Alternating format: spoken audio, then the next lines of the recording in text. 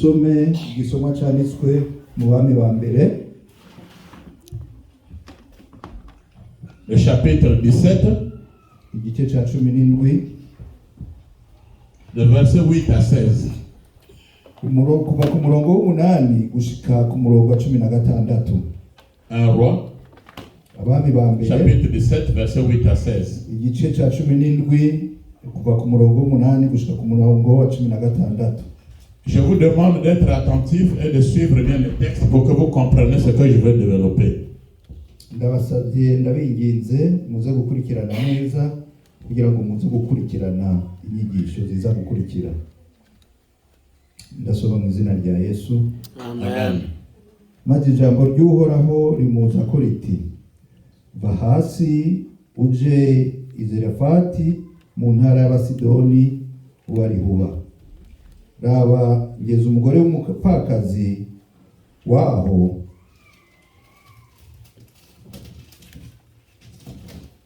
kuzokwama kugaburira. Nuko ava hasi agenda i Zarefati, agishika ku irembo ry'igisagara, agize atya abona umugore w'umupfakazi ariko aratoragura udukwi. Eliya aramuhamagara aramubarira ati, ntabara urabe ico nzaniramwo utuzi two kunywa.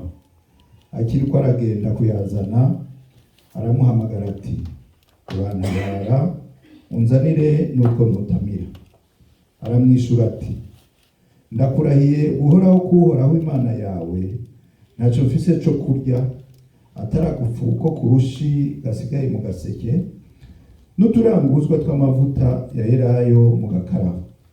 Mbere ubu ngira ngende ntoragura udukwi tubiri kugira ngo ngende imuhira ndakicumbire twe n'umwana wanje tukarye duheze duhwere. Eliya aramwishura ati, ntutinye, genda ugire nk'uko uvuze, mugabo ubanze ucumbire ko gatonya ukanzanire hano uheze bone kwicumbira n'umwana wawe. Kuko ari kuhoraho Imana y'Abisirayeli avuze, ako gaseke nikazoheramwo ifu, nako gakarabo nikazoheramwo amavuta, gushika ku munsi uzoheraho, ku munsi uhoraho azerekurira imvura ku isi. Nuko aragenda agira nk'uko Eliya yavuze, kandi uwo mugore n'abo mu rugo rwiwe na Eliya babirya igihe kirekire. Ako gaseke nikaheramwo ifu, n'ako gakarabo nikaheramwo amavuta, nk'uko ijambo ry'Uhoraho ryavuzwe, iryo Uhoraho yavugiye muri Eliya. Amen. Amen. Maintenant, nous allons nous lever Reka unaho duhaguruke avec tout le respect que je vous dois. mu cyubahiro cyanyu. Nous allons écouter une courte lecture maintenant Twumve igisomwa kigufi dans le 1 roi toujours, chapitre 17, cette fois-ci de verset 3 à 7. 1 roi, chapitre 17, 3 à 7. aho nyene mu bami ba mbere igice cya 17 kuva ku murongo wa 3 gushika ku murongo w'7. Ndasoma mu izina rya Yesu. Amen. Va hano ugende werekeye mu buseruko, winyegeze ku mugezi Kereti, ahera mu buseruko bwa Yorodani. Uzohora unywa ku mazi yawo, kandi nageze ibikona kuko bizohora bikugaburirayo. Nuko aragenda agera nk'uko ijambo ry'Uhoraho ryamubariye, aja kuri uwo mugezi Kereti ahera mu buseruko bwa Yorodani, agumayo. Ibikona bikaba bimuzanira umutsima n'inyama uko bukeye mu gitondo no ku mugoroba, kandi akamanywa ku mazi kuri uwo mugezi. Igihe kiragera uwo mugezi arakama nk'uko atambura yagwa muri ico gihugu. Amen. Amen. Amen. Nous allons nous asseoir.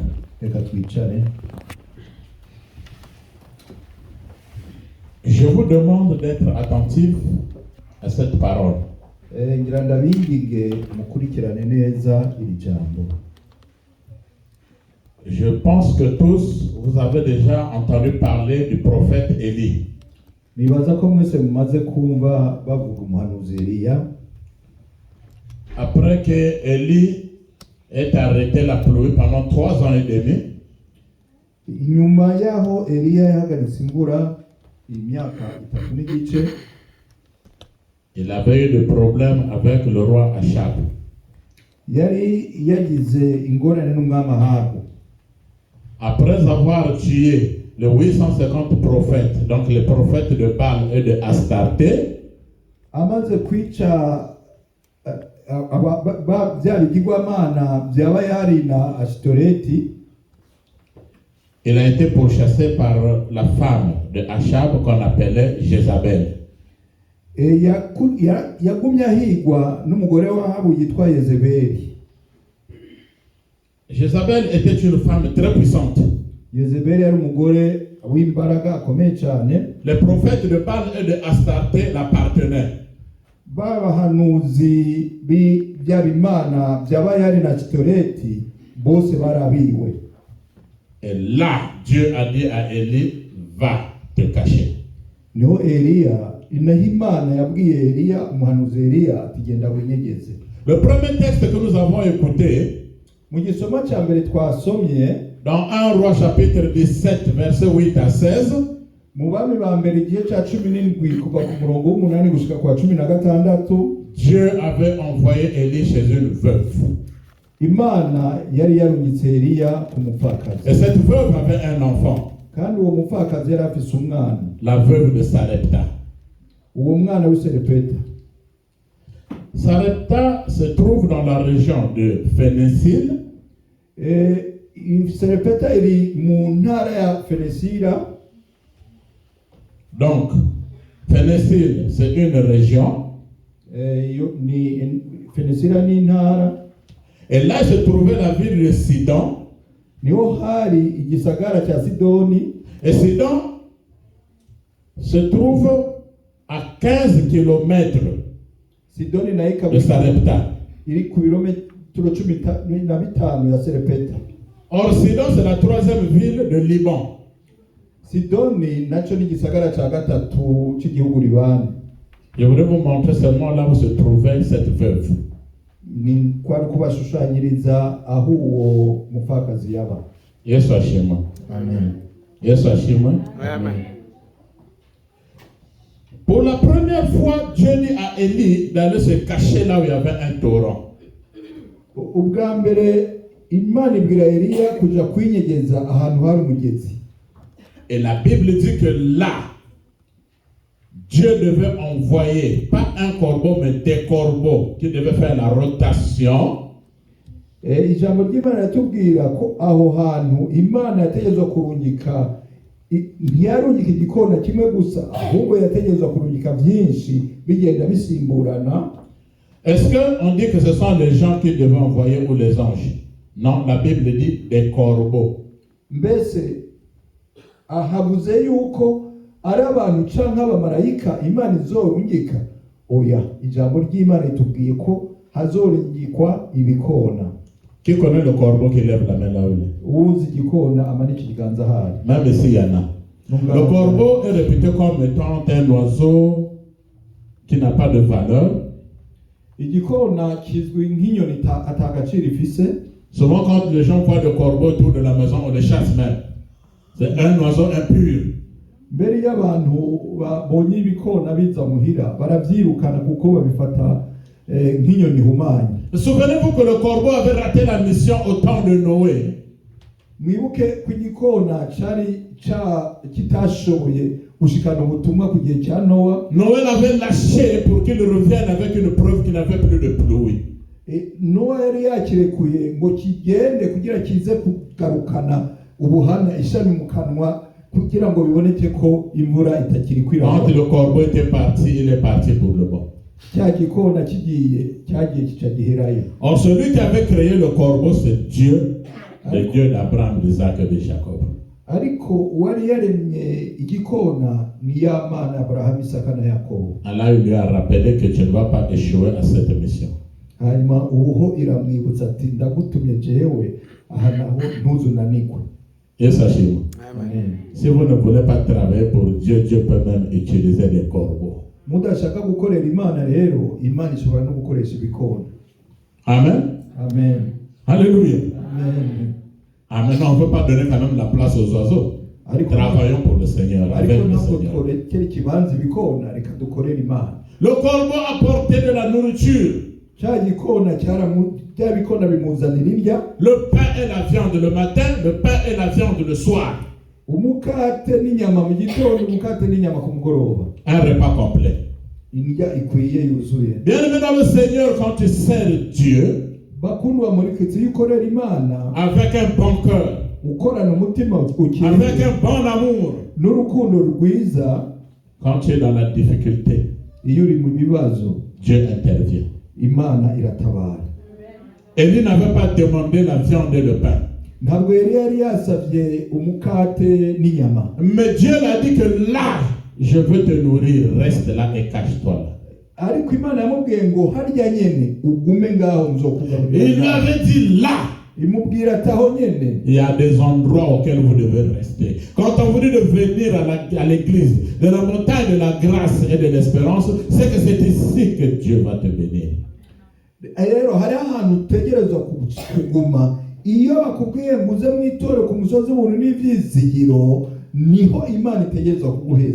En supposant que le corbeau arrivait et il n'est pas là, il s'est déplacé, il devait le remplacer avec le colis. Rero iyo yasanga iyo ikona cyaza kigasanga Eliya sihari agiye ahandi yari cya kibanza cya Eliya yari kugisubirizamo wa muzigo kizanye. J'ai pitié des gens qui changent souvent des églises. Ndafitiye umubabaro abantu bahindagura amategeko. Yesu ashimwe. Yesu ashimwe. Quand je suis arrivé, j'étais dessus de cette église à cause du nombre. Igihe naza ntangura ngaha nabaye nk'ukizi nkokora ndavye igitigiri cy'abakristo bahari. Ce nombre-là, vraiment, je vais travailler avec un petit nombre comme ça là, mais Dieu ne regarde pas le nombre, il regarde le cœur. Nibaza none aba bantu igitigiri nk'iki nibo bantu tuzokorana, ariko nibuka ko Imana idakorana n'igitigiri, ikorana n'imitima. Une prophétesse m'avait appelé. Hari umuhanuzi yampamagaye. Elle ne connaissait pas mon problème. Nta nubwo yari azi ikibazo canje. Elle dit, révérend pasteur, je t'ai vu cette nuit, tu étais un peu déçu parce que tu es parti trouver un petit nombre dans cette église. Arambwira ati pastor, nakubonye uno munsi umenga uracanganyikiwe kubera ko wagiye mu itorero usanga abantu bake. Elle m'a dit, le Seigneur m'a dit que c'est là que tu dois rester et c'est là que le Seigneur va te bénir. Arambwira ati niho Imana yambwiye ko ari hari utegereza kuguma ari na hari uzohezagirwa. C'est pas bien de changer les églises. Si byiza guhindagura amatorero. Tu peux te déplacer et puis l'ange qui amène la bénédiction te remplace dans cette église. Ushobora kwimuka mu itorero hanyuma havuye umumarayika azana umugisha akaza akaba ari wagusubirira. Je ne suis pas en train de faire la promotion de cette église. Sidiko ndagirira propagande iri torero, mais je vous parle de la puissance de Jésus-Christ de Nazareth. Ariko ndiko ndababwira imbaraga za Yesu Kristo w'i Nazareth. Yesu ashimwe. Le corbeau, un oiseau impur. Igikona inyoni babona nk'ihumanye. Si Élie l'avait chassé, oh corbeau, je n'ai pas besoin de toi, tu es impur. Il repartait avec sa nourriture. Iyo cyaze Eliya akakirukana ati hehwa cya kinyoni gihumanye, igikona cyasubiranye inyuma na zambya kizanye. Je me rappelle d'une prostituée à Jéricho qui avait caché des espions chez elle. Ndibuka indaya yari Yeriko yanyegeje abatasi. On l'appelait Rahab. Et quand le moment est arrivé, les enfants d'Israël sont rentrés dans Jéricho, Dieu avait protégé la prostituée. Alléluia. Abana b'Israëli bashika, Imana yararinze wa mumaraya. Elle et puis toute sa famille. Et je me rappelle d'une autre prostituée qui était venue verser du parfum sur les pieds de Jésus-Christ. Pour toi et moi, on devait la trouver comme impure. wewe nanje twari kubona ko ari umuntu yanduye. Mais les regards de Dieu envers toi ne sont pas les regards des hommes. Peu importe la manière que les hommes te regardent, toi, dis-toi, qu'est-ce que Dieu pense de moi et non qu'est-ce que les hommes pensent de moi. Rero uko ugena Imana ikuraba siko abantu bakuraba. Uko abantu bakubona kose ntubiteho umwanya urabe icyo Imana ikuvugaho, kuko indoro y'Imana iratandukanye cyane n'iy'abantu. Dans la même période, il y avait aussi Abdias, le travailleur de Achab.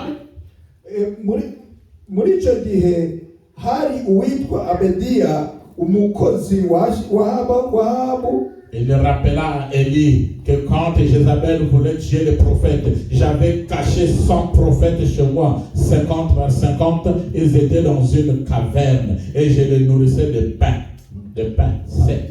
Yibutsa rero ati igihe Yezebeli yashaka kwica abahanuzi narabanyegeje 55 ndabashira mu nzu yo munsi iwanje kandi ndabagaburira umukate. Cherche la bénédiction de l'Éternel. Mukomeze kurondera umugisha w'Imana. Parce que quand un homme te partage, il va te rappeler que quand tu avais faim, quand tu étais dans des problèmes, c'est moi qui t'avais aidé. Kuko igihe bizoba bikenewe nawe uri mu bibazo, nawe uzokwibutsa uko biri ati cyagiye iki niki nanje nije nakoze. Ces 100 prophètes n'étaient pas de faux prophètes, c'était des vrais prophètes de Dieu, mais des vrais prophètes qui travaillaient dans la peur. Ils ne marchaient pas avec Dieu parce qu'ils n'étaient pas en train de remplir ce que le Seigneur voulait. Abo bahanuzi bose ijana suko barabahanuzi atari Imana, barabahanuzi b'ukuri b'Imana, ariko bahanurira mu bwoba. Bari baragize ubwoba, ntibashikana ijana ku ijana icyo Imana yabashakako. C'est-à-dire qu'ils se cachaient dans la caverne, ils tremblaient, ils avaient peur. Pendant que Élie n'avait pas peur, il avait le courage de brader Achab et de lui parler. Qu'ainsi parle l'Éternel, le Dieu d'Abraham, d'Isaac et de Jacob. Icyo gihe bari bayinyegeje, bari buzuwe n'ubwoba, bajugumira, ariko Eliya we ntabwo yagize ubwoba bwo guhangara umwami kandi avuga iby'Imana ya Isirayeli yamutumye. Quand on sert par le Seigneur, on est nourri par un pain sec. Mais quand on le sert d'un bon cœur, on est nourri matin, soir, même spirituellement. Alléluia. Iyo ukorera Imana mu bitafutuye, uhabwa umukate wumye, ariko iyo ukorera mu kuri no mu mwuka, wamagaburirwa imeze neza ijoro n'umurango mu gitondo no ku mugoroba. C'était une livraison à domicile parce que c'est là où Élie vivait, c'était caché. Uko rero niko kwagiye muri bari basanza muhira kubera yuko byasanga Eliya ahantu. La Bible dit que quand l'eau était finie, il y a eu la sécheresse. Ijambo ry'Imana yatubwira ko mu nyuma humye n'amazi arakama. Quand il y a la sécheresse dans ta vie, que ce soit ta vie spirituelle, sécheresse financière, sécheresse avec des problèmes forts, c'est en ce moment-là que Dieu peut pleuvoir une pluie de bénédiction dans ta vie. Iyo iwawe habaye ubugaragwa, iyo iwawe byumye, byuma mu mwuka, byuma mu magara, byuma mu butunzi, niho Imana nayo iseruka ikagwisha imvura y'umugisha mu byawe. Le Dieu que nous prions, c'est un Dieu de temps et de circonstances. Imana dusenga ni Imana y'ibihe, ni Imana y'umwanya n'ibihe. Il connaît ton problème. Arazi ikibazo cyawe. C'est pas Élie qui l'avait dit que je n'ai plus de l'eau. Nta nubwo ari Eliya yigeze amubwira ngo ntabwo gifite amazi. Dieu savait que l'eau était finie. Ariko Imana yari izi ko y'amazi yakama. Tout en sachant que celui qui avait arrêté l'eau, c'était bien Élie, qui avait dit il n'aura plus de pluie sinon en ma parole. Mais Dieu le fait grâce. Naho Imana yari izi neza yuko uhagaritse imvura ari Eliya, ariwe yateye nuko kuma, ariko Imana yarahindukiye imugirira ibambe. Élie, déplace-toi. Iramubwira ati va à Sarepta.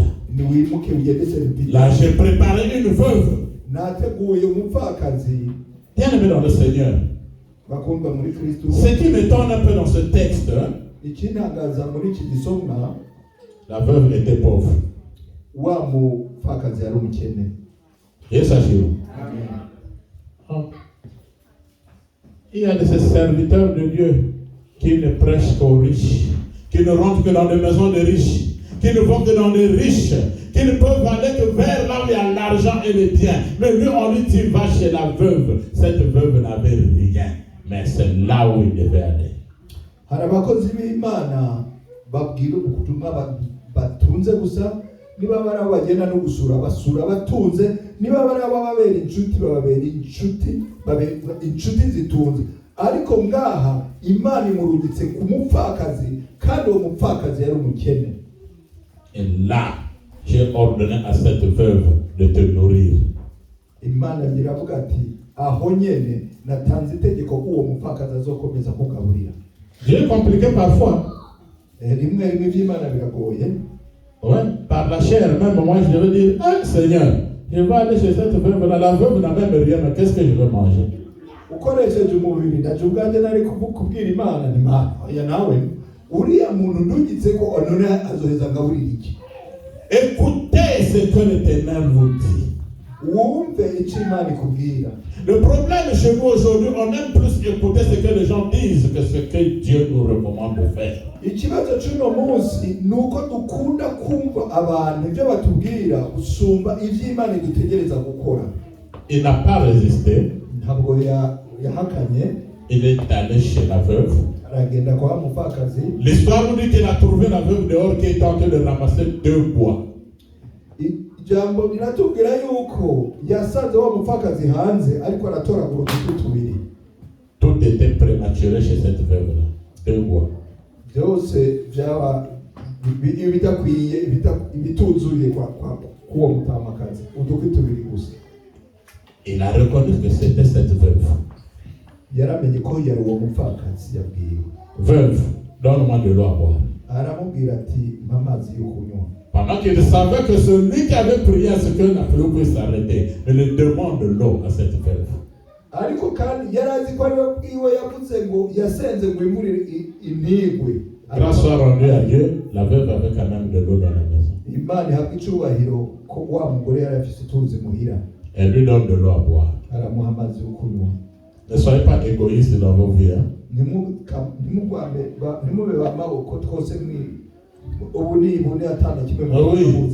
Parce que vous savez qu'il y a des amis qui sont contents, qui sont joyeux avec toi, tant que tu ne touches pas le problème d'argent. Mais dès que tu lui dis partage-moi, la face change. Hein? Là, il devient maintenant ton ennemi, tu ne vas plus le reconnaître. Urabizi ko ari inshuti mugira ukabona ko ari nziza kubera yuko utarigera ugira ingorane ngo babwire ku kibazo cy'amafaranga. Umunsi wabwira ko amafaranga boca bakunga nta nubwo uzosubira kumenya ko ari bo. Donne-moi le pain. Mukate. Oh, chez toi tu pouvais dire, hey, ce pasteur là c'est un mendiant. Il a d'abord commencé à demander de l'eau, ça devient maintenant le pain. La femme dit, papa, je n'ai même plus rien. Il ne me reste qu'un poignet de farine. Iyo abari umuntu uno munsi nkaza nkakubwira ngo mu mukate bari kuvuga ngo pasiteri atabwe kuba na masikini atabwe kugenda arasengerereza ukamunga, ariko wa mupfakazi yaramubwiye ati mpa n'umukate. Aramubwira ati papa, umukate nsigaranye agafuka kenye natwe katadukwiye. C'est sûr que cette femme avait dit, ah, ça c'est quelle tentation qui m'arrive aujourd'hui. Ni ngombwa wa mugore yari yumviye ati iri ni ukuri kugeragezwa bikomeye. La femme dit qu'il reste seulement aussi un peu d'huile. Wa mugore yaramubwiye ati asigaye n'utuvuta duke cyane. Si je mange avec mon fils, nina turya n'umwana wanje, après avoir mangé, nous allons mourir. Inyuma yaho turaza kwipfira. Comment tu peux programmer la mort dans ta vie? Comment tu peux programmer quelque chose dans ta vie? Dans 10 ans, ça sera fini pour moi. Il y a de ceux qui attendent le mariage. Là, je commence à partir. Hein. Peut-être dans 5 ans, je vais mourir, je ne vais plus me marier. Qui t'a dit ça? Abarindiriye kuzubaka hanyuma akiyubwira ati ndatanguye gusaza ubu rero mu myaka mike y'indapfa no kubaka ntubatse. Ninde yabikubwiye? L'homme de Dieu umuntu w'Imana l'a regardé. Aramuraba. Elle dit, va me faire un petit gâteau avec cette farine. aramubwira ati genda ucumbire ko gakenyi kuri ako gafite. Il avait d'abord demandé le pain. Mbere yari yamubwiye ngo amumugati. Et maintenant il demande le gâteau. Uwamusavye gatonyi amucumbire. Parce que s'il demandait le pain, si on l'amenait le pain, il devait ressembler aux 100 prophètes qui mangeaient un pain sec. Il a changé de dire, donnez-moi le gâteau. Attends, je vais voir les mots. Parce que ici, dans le Kirundi, on a utilisé le pain. Reka ndabisubire nk'uko bivuze, ubwa mbere yasabye ko amuzanira umukate, mu nyuma amusaba icyo bita keki, akajya gatonya, umutsima, umukate. Hanyuma nyuma amusaba ko amuzanira ako gatsima gato, kubera ko yiyanze ko amusubira kumusaba umukate, ko yari guhabwa amuzanira umukate usa na wa wundi w'abahanuzi bari biyegeje muri kave bafise ubwoba. Alléluia. Amen. Yes, Simon. Amen. L'homme de Dieu l'a regardé. Umukozi w'Imana aramuraba. Il a dit, ne crains point. Aramubwira ati ntutinye. Dis à ton ami qui est à côté, ne crains point. Bwira inshuti yawe mwicaranye ati ntugire. N'aie pas peur, dis à ton ami, n'aie pas peur. Subira umubwira ati ntugire ubwoba. N'aie pas peur. Uti ntugire ubwoba. Bien-aimé dans le Seigneur, dans la Bible, le mot ne crains point. Dieu l'a prononcé 365 fois dans la Bible. Bakundwa muri Kristo, ijambo ntugire ubwoba Imana yariguze inshuro 365 muri Bibiliya. C'est presque une année. Umwaka wose. Donc tous les jours Dieu te dit ne crains point. Ne crains pas. Kuko imisi yose uko ingana 365 ku munsi akubwira ntutinye. Et de dire au nom de Dieu que je suis en train de parler. Aramubwira ati ku izina ry'Imana ndiko ndavuga. La farine ne finira pas dans ta maison. Ifuna bizosubira gukama mu nzu yawe. Et l'huile ne va pas diminuer. N'amavuta ntazosubira kugabanuka. Bien-aimé dans le Seigneur, ce soir aussi je te dis que tes finances ne diminuent pas. Uno munsi kuri uno mugoroba ndakubwiye nawe ubutunzi bwanyu ntibuze bwigere bumanuka. Que ta santé ne se dégrade pas. N'amagara yawe ntazagire yononekara. Tant que nous avons Jésus-Christ de Nazareth, kuko tugifise Yesu Kristo w'i Nazareti, reçois la livraison à domicile maintenant. Wakire ibyo usangijwe muhira muri kano kanya. Yesu ashimwe. Amen. Yesu ashimwe. Amen. La femme a porté le gâteau. Wa mugore aramuzanira kaka gato. Matayo chapitre 10 igice cya 10 verset 41. Umurongo wa 41. Matthieu 10 41. Matayo 10 umurongo wa 41. Matthieu chapitre 10 verset 41. Matayo igice cya 10 umurongo wa 41. Écoutez le secret. Mwumvi banda. Turasoma mu izina rya Yesu. Amen. Matayo ibice 10 ku murongo wa 41. Uwemera umuhanuzi kuko ari umuhanuzi azahabwa ingororano y'umuhanuzi. Alléluia. Amen. Alléluia. Amen. Répète. Uwemera umuhanuzi yuko ari umuhanuzi azahabwa ingororano y'umuhanuzi. Celui qui reçoit le prophète en qualité de prophète recevra la récompense du prophète. Yes, ashimwe. Amen. Uwakira umuhanuzi amakire nk'umuhanuzi yakira ingororano nk'iy'umuhanuzi. La femme avait compris le secret. Wa mugore yari yamenye ibanga Qu'il y a des gens qui se promènent avec des bénédictions. ko hari abantu bagendagenda bafise umugisha. Élie se promenait avec des bénédictions. Eliya yagendagendana umugisha. Recevez les serviteurs de Dieu qui se promènent avec des bénédictions. Mwakira abakozi b'Imana baba baje bazanye umugisha. Et dès qu'il a reçu, automatiquement les miracles se sont déclenchés. Kuva kimwakira ibitangaza byose byace bihaguka mu nzi we. Et la femme préparait. Wa mugore aracumba. Elle faisait le gâteau. Aracumba. La farine ne finissait pas. Ntabwo yafu yigeze ihera. Elle faisait le gâteau. Agakora ya L'huile ne finissait pas. n'amavuta ntiyigera ahera. Alléluia. C'était pendant combien de temps? Élie a dit que jusqu'à ce qu'il y ait encore la pluie. Or, Élie avait arrêté la pluie 3 ans et demi. Cela veut dire que pendant 3 ans et demi, la farine ne finissait pas, l'huile ne finissait pas. Alléluia. Eliya yahanuye yuko imvura itazosubira kugwa imyaka 3 n'igice. Mu yandi majambo iyo myaka 3 n'igice ryafu ryakomeza ryuzura na ya mavuta yakomeje kuzura. Si nous repartons encore dans 1 roi, dusubiye inyuma kandi mu bami ba chapitre 19, igice cya 19 verset 5 à 8, kuva ku murongo wa 5 gushika ku 8. 1 roi 19, 5 à 8. Abami ba mbere igice cya 19 kuva ku murongo wa 5 gushika ku murongo wa 8. Turasoma mu izina rya Yesu. Amen.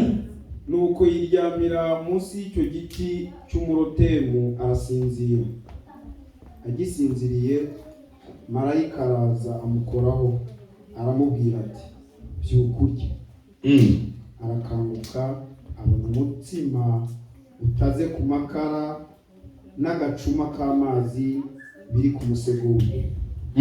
Arajyaranwa arongera ariryamira. Jusqu'à 5 à 8. Marayika w'Uwiteka agaruka ubwa kabiri amukoraho aramubwira ati byukurye kuko urugendo ari runini rugukomereye.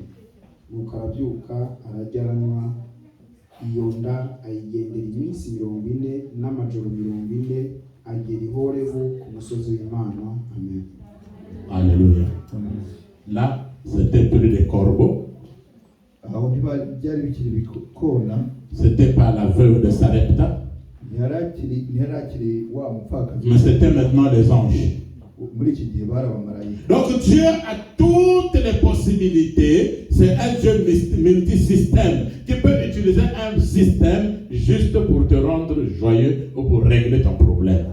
Imana rero ifise inzira ibihumbi n'ibihumbagiza ishobora gutoramo inzira imwe kugira ngo inezereze umutima wawe. C'est toujours Élie.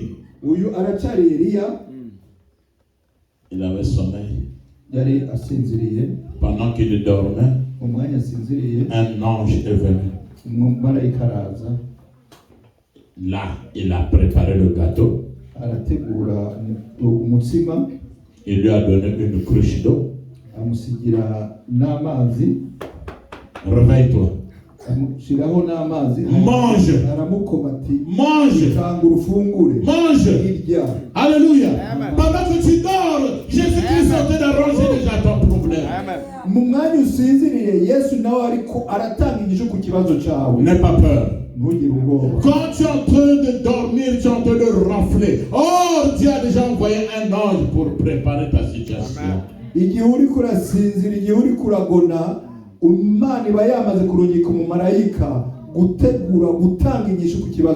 peux dormir malade aujourd'hui. Sorry. Tu peux dormir malade aujourd'hui. Tu te réveilles demain matin, la maladie est partie. Qui t'a guéri? Imana. Amen. Et sachez-moi, c'est ce Dieu-là que je suis en train de vous prêcher aujourd'hui. La Bible dit que quand il a fini de manger, c'était pas une seule fois. Il a encore refait la même chose. Et quand il a fini de manger, Élie a eu la force de marcher pendant 40 jours et 40 nuits.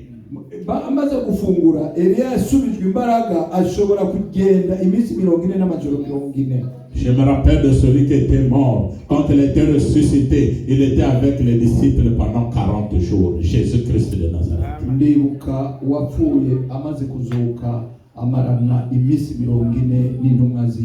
Dans le commencement de son ministère, il avait aussi jeûné pendant 40 jours et 40 nuits. Jésus-Christ de Nazareth.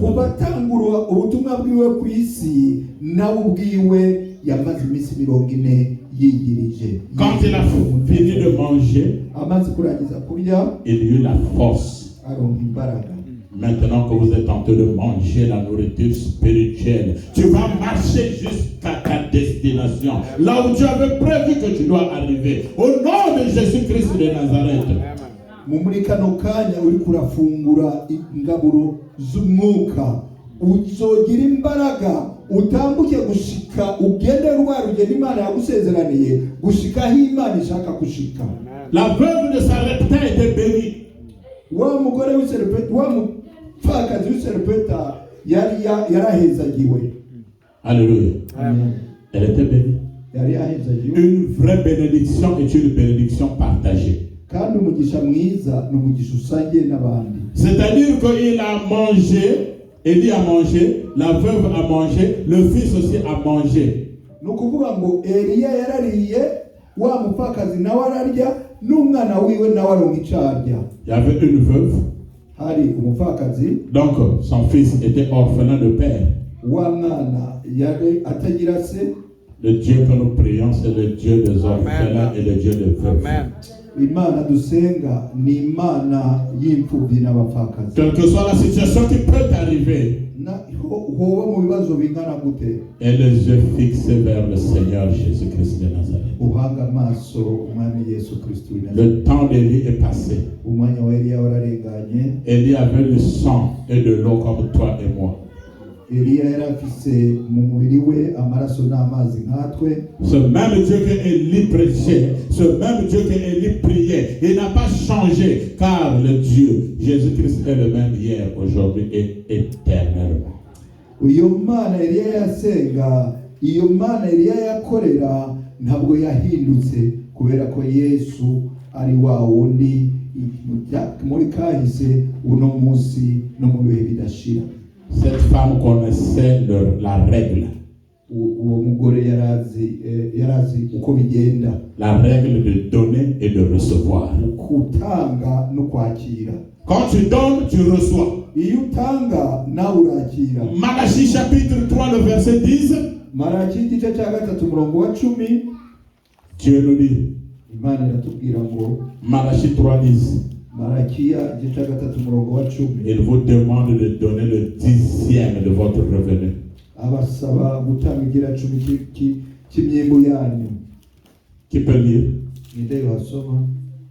Malachie 3, verset 10. Malakiya igice cya 3 umurongo wa 10.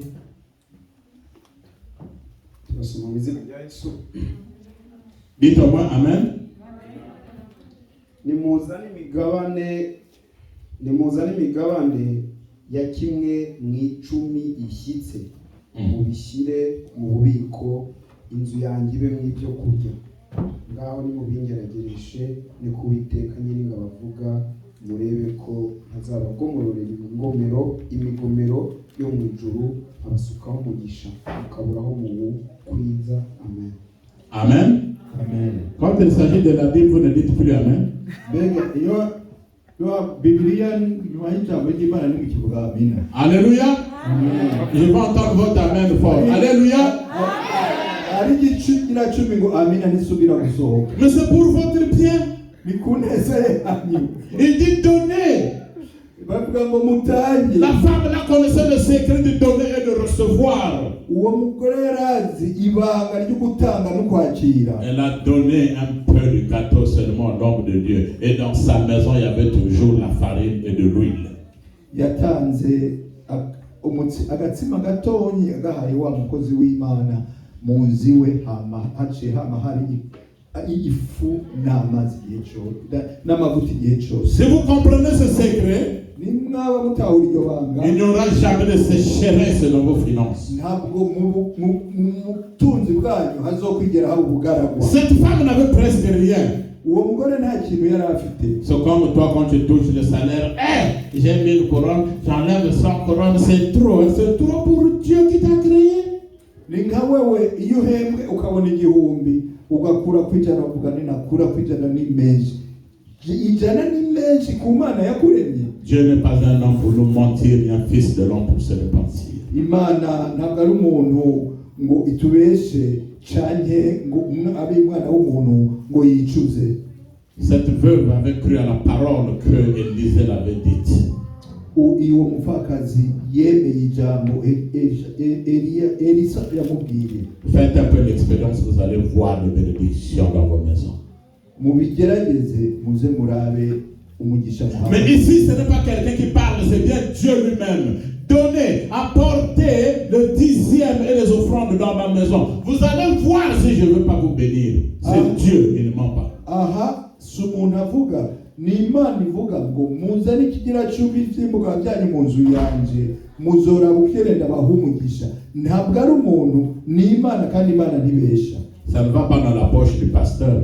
Ntabwo byinjira mu mfuko kwa pasiteri. Je n'en ai pas besoin. Nta n'ibyo nkeneye. Mais c'est pour l'œuvre de Dieu.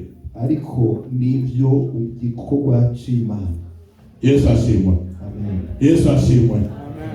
J'ai vu des gens qui vont parfois livrer de nourriture dans les maisons des gens. Livraison à domicile. Ndamaze kubona abantu bagenda batwataye indya bakazitanga mu mazu y'abantu, niko ibyo ushikanirwa muhira. D'autres vont livrer des journaux. Abandi baja gushikana y'ibinyamakuru. Même la poste vient vous livrer des lettres chez vous à la maison. Na posita irabazanira amabaruwa amakete mu iwanyu muhira. Yesu ashimwe. Amen. Ce n'est pas mauvais. Nabyo si bibi. Mais à ton tour, laisse que Dieu aussi vienne te faire une livraison à domicile. Ariko nawe reka Imana nayo izoze ibikuzanire muhira.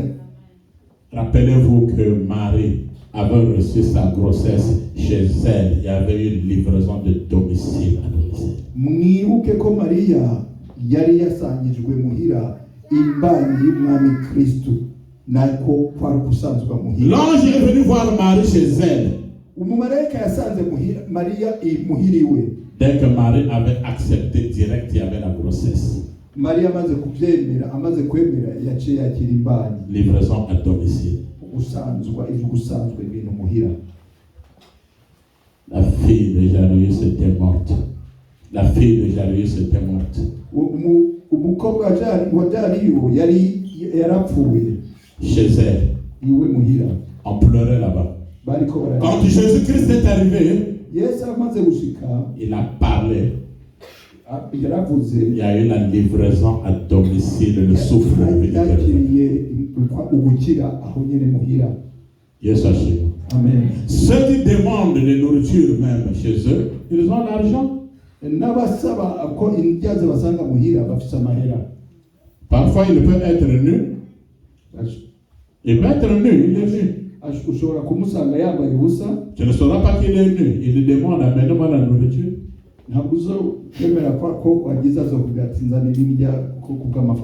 Parfois, il peut mettre dans la douche. Il demande la nourriture. On amène la nourriture. Parfois, il est en position couchée. Mais il fait confiance à son argent. Par contre, toi, tu ne peux pas faire confiance seulement à l'argent, mais à Dieu. Je connais une jeune fille. Beaucoup de ses amis sortaient partir dans les boîtes de lui chercher des hommes. Soit disant qu'elle cherchait des maris. Mais elle disait, moi, si Dieu veut me donner un mari, il va me le livrer à domicile. Alléluia.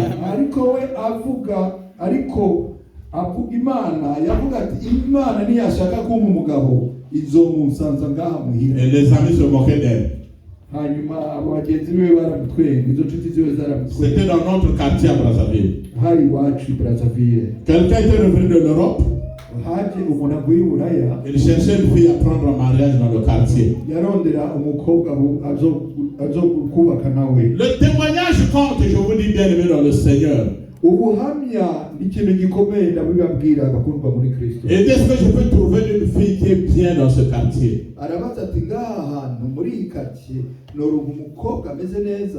Toute la famille a pointé cette fille-là. Nous connaissons cette fille.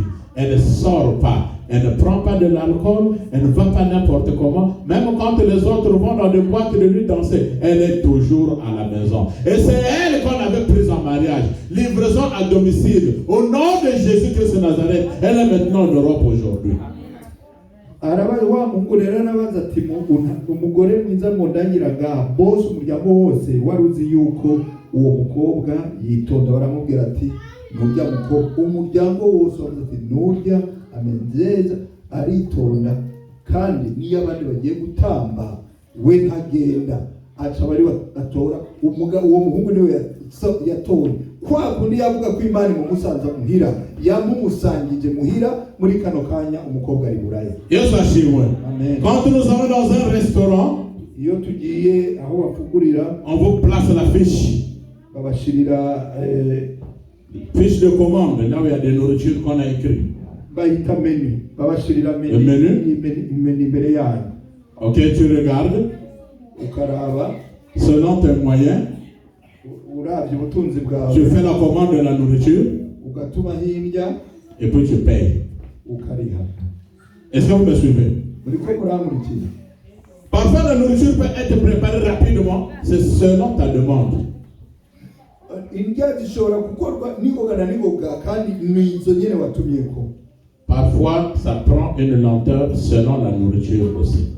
Kandi nubundi nubiraje uravye no kuzindi watumye kubundi bwoko watumyeko bishobora guteba. C'est celle-là la vie d'un chrétien. Ni nkuko ubuzima bw'umukristo bumeze. Il y a d'autres qui reçoivent des réponses rapidement. Hariho abaronka inyishu vyihuta, Mais chez toi, comme ça tarde, attends seulement ton tour arrive. ariko iwawe n'ivyaba bitevye urindire wihangane, kuko nawe igihe cyawe kiraje. À la fin, il paye. Ahejeje arariha. Or, nous ignorons qu'il y a quelqu'un déjà qui avait payé pour toi à la croix, on l'appelle Jésus-Christ de Nazareth. Ariko turibagira yuko natwe ari waturihiye ku musaraba yitwa Yesu Kristo w'i Nazareth. Il n'a pas souffert à la croix pour que tu continues à souffrir aujourd'hui. Ntabwo yababajwe ku musaraba kugira nawe ukomeze kubabara uno munsi. Toi aussi, toi à ton tour, Nawe uno munsi tu ne prends pas le menu, ntabwo ufata ya menica y'ugukomanda, mais tu prends la Bible. ufata Bibiliya. Un pasteur avait dit à deux de ses enfants, nous allons vers la fin, Umukozi w'Imana yabwiye abana biwe babiri, les enfants partaient faire des études ailleurs. abana biwe bari bagiye Il a gukora, sorti l'argent, il les a donné. afata amafaranga arabahereza, Il les a donné une Bible. abahereza na Bibiliya. Comme la Bible que Papa François a, donc avec une fermeture. Abaha Bibiliya nk'irya yugaye. Yes, moi. Amen. Suivez-moi très bien.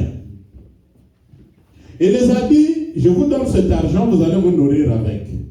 Arababwira ati ndabahaye amafaranga niyo muzokoresha mu kurya.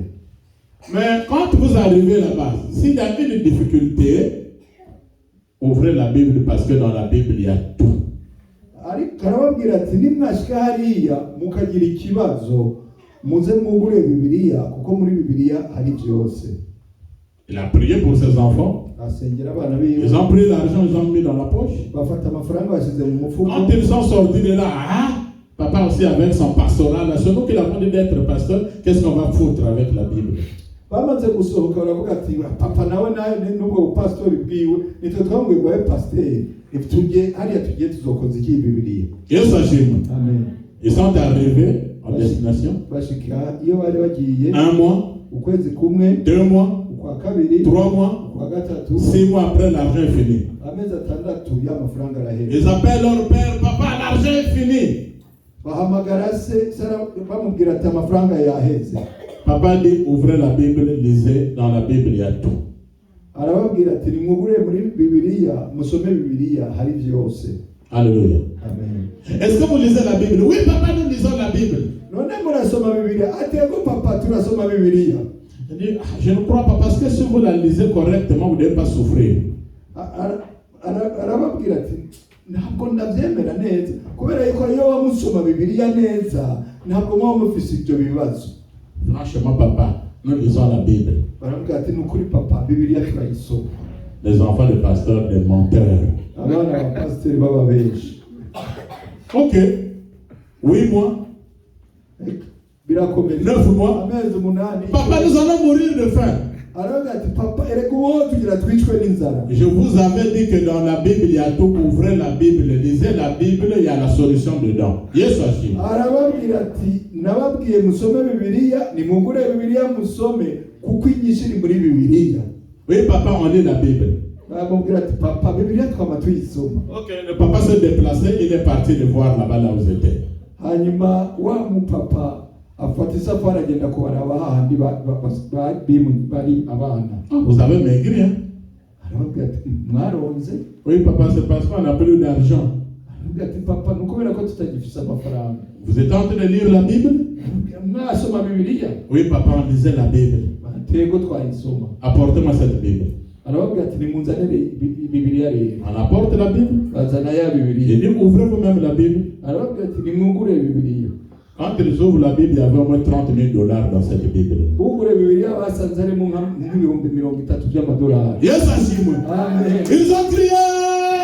Il y avait l'argent dedans. Vous êtes des menteurs, vous n'avez jamais ouvert que cette Bible-là. Hanyuma barakomendura ati hari amafaranga. Arababwira ati murababeshi ntabwo mwari bwigere mugurira iyi Bibiliya. Qui a la Bible ici là? Ninde afise Bibiliya ngaha? Soulevez un peu vos Bibles. Muyamanike. Des Bibles que vous venez ouvrir qu'à l'église et chez vous, vous les fermez. Pourquoi? Ni kubera iki Bibiliya muza kuzugurura ku rusengero iwanyu mukazugara? Vous avez tous les menus dedans. Mufise amakomande yose mushoboko bwo. Vous avez toutes les réponses dedans. Mufise inyishu zose ngaho. Quand tu finis de prier, Uhejeje gusenga. tu ouvres la Bible. Ugure Bibiliya. Tu dis, Seigneur, tu avais dit qu'on n'a pas de femme stérile, donne-moi des enfants, il va te donner des enfants. Ukamubwira ati Mana waravuze yuko atabagore batabyara uzoguheza aguha umwana. La commande, hein? Là on fait la commande maintenant. Ubu uri kugira commande. Yes, Achim. Amen. Oh, il y a une femme qui souffrait de perte de sang pendant 12 ans. Moi, la maladie l'a fait 2 semaines, 3 semaines. Accorde-moi la guérison et tu seras guéri. Urasoma uti hari umugore yamaze imyaka 12 ava amaraso. Hanyuma mu kucumubwira ati jewe ingwara yanjye maze indwi zibiri. La Bible déclare que l'or et l'argent appartient à Dieu. Seigneur, donne-moi l'argent. C'est dans la Bible. Ijambo ry'Imana rivuga ngo ifeza n'izahabu ni iby'Imana. Hey, il me manque la paix. Oh, la Bible dit que Jésus-Christ est le prince de paix. Accorde-moi la paix. Ubuza amahoro. Ijambo ry'Imana rivuga ngo Yesu ni umwami w'amahoro. Yesu ashimwe. Yesu ashimwe. Tu commences à voyager, la Bible dit qu'il te bénira, il va te gardera. Au départ, il te gardera aussi ton retour. Tu as la protection de Dieu dedans. Niba ufata urugendo ijambo ry'Imana rivuga ngo azokurinda mu magenda azokurinda no mu maza. Ce que l'homme de Dieu venait de lire Ibyo umukozi w'Imana yavuze dans Exode chapitre 16 verset 11 à 15. mu kuvayo igice cya 16 umurongo wa 11 gushika ku murongo wa 15. Les enfants d'Israël étaient en train de murmurer. Abana b'Israël baridoga. Dieu ne travaille pas avec les murmures. Imana ikorana n'abidoga. Les murmures sont rentrés dans l'église. Abidoga barinjiye mu rusengero. Les murmures sont rentrés dans les foyers, ça disloque même des foyers. Ubwidoga byinjiye no mu miryango irasambuka. À la place des murmures, remplacer la prière au nom de Jésus-Christ de Nazareth. Mu kibanza cy'ukwidoga hashiritse amasengesho mu izina rya Yesu. Et Dieu avait entendu qu'ils étaient en train de murmurer. Les envoyait aussi la viande et la nourriture et le pain. Imana yarumvise yuko basubiriye kwidoga irabarungikira inyama irabarungikira n'imigati. Le Seigneur nous a aimés comme on n'a jamais aimé. Il nous guide chaque jour comme une étoile dans la nuit. En nous partageant son pain, il nous donne son amour. C'est le pain de l'amitié venant de Dieu. Tu peux expliquer? Le pain de l'amitié qui vient de Dieu. Indirimbo ivuga ngo Imana yamuze urukundo rurengeye umukate genda ukeneye n'umukate w'ubucuti bwanje n'Imana. C'est mon corps, prenez et mangez. C'est mon sang, prenez et buvez. Car je suis la vie et je suis l'amour. Ô Seigneur, apporte-nous dans ton amour. Jésus-Christ est le pain de vie. Yesu n'umukate w'ubuzima. Jésus-Christ est la manne cachée. Yesu ni mani yenyeje. C'est pour cela que Moïse avait dit aux enfants d'Israël, c'est le pain qui vient de Dieu. Nico gituma Mose yabwiye abana ba Isirayeli n'umukate uvuye ku Mana. La Bible dit, ijambo ry'Imana riravuga dans Matthieu 6:6, muri Matayo 6:6, quand tu as envie de prier, niba mu gihe ushaka gusenga rentre dans ta chambre, winjire mu cumbi wawe, ferme la porte. wugare umwango.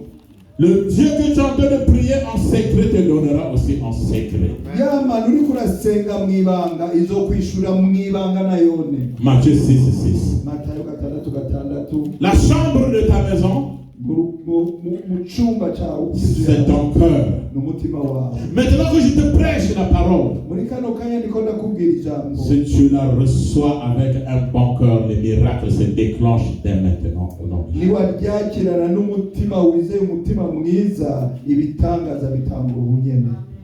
Marc chapitre 11 verset 24. Mariko igice cya 11. Marc 11 24.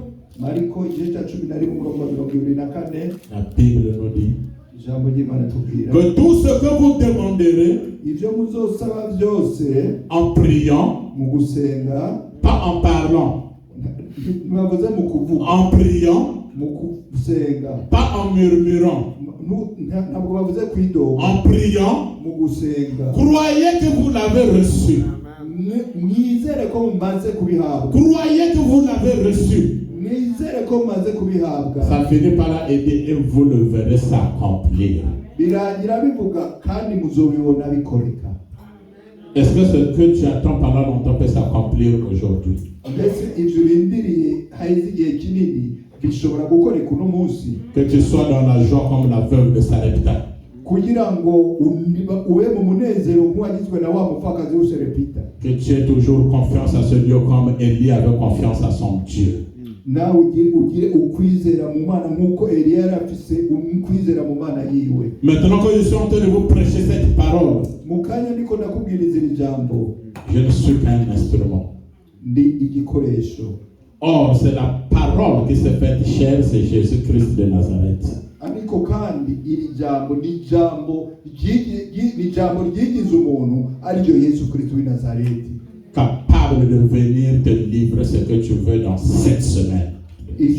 Yesu ashobora kuza kuguhereza muhira bya bintu ukeneye muri ino ndwi nyene. Que Dieu vous bénisse. Imana ibayezagire. Amen, amen. Maintenant, je vais vous demander de vous lever. Ubu naho ndabasabe muhaguruke. Je ne veux pas prier pour vous. Sinshaka kubasengera. Que chacun prie. Umwe wese asenge. Qu'il demande à un ange de venir lui livrer ce qu'il attend. Asabe umumarayika aze kumuhereza bya bindi arindiriye. Tu peux être à genoux. Ushobora kubikora upfukamye. Tu peux être contre le mur. Ushobora kubikora uraba ku ruhome. Dis que cette parole a été adressée à moi. Uburyo uti iri jambo ryabwiwe jewe. Prions le Seigneur. Dusenga Imana. Prions le Seigneur. Dusenga Imana. Élève ta voix là où tu es. Duze ijwi ryawe aho. Ne regarde pas l'autre. Nturaba uwo muri kumwe.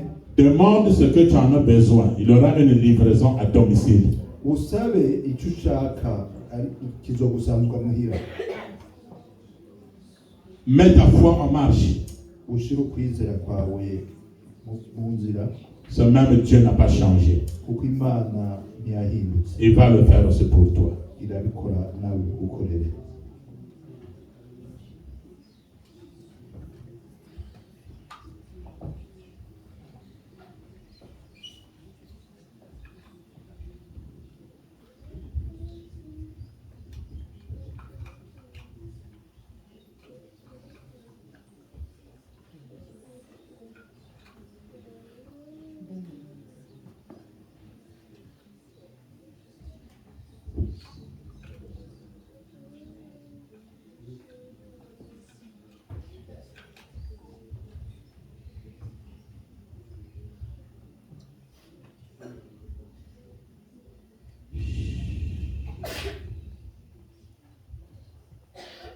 Nous disons tous Amen, Amen.